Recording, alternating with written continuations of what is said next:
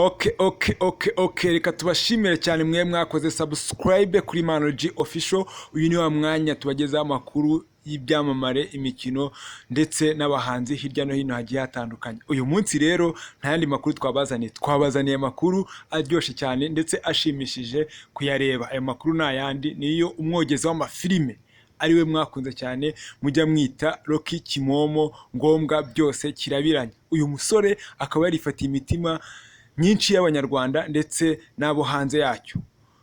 Mu by'ukuri Rocky Kimomo akaba ari umusore wari umaze igihe avugwaho yuko nta gikwe ndetse nta n'imyaka 100.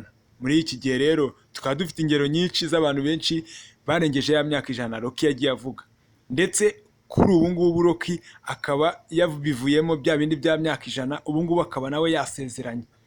Ibintu bitari kuvugwaho rimwe n'abantu benshi, bamwe kugenda bavuga ati Rocky yarababeshye ngo nta myaka 100 ngo nta gikwe, none we akaba yabavuyemo akaba yakoze igikwe.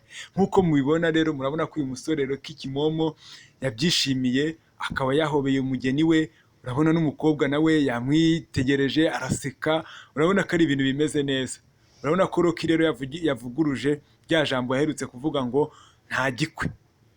Rero murabibona ko Rocky Kimomo ibyo abavuga uyu munsi rero yivuguruje avuga ati ibyo navuze byose mwabantu mwe, ibyo navuze byose mwabaturarwanda mwe, ibyo navuze byose ngewe mbivuyemo, ubu ngiye kwikorera icyo bita igikwe.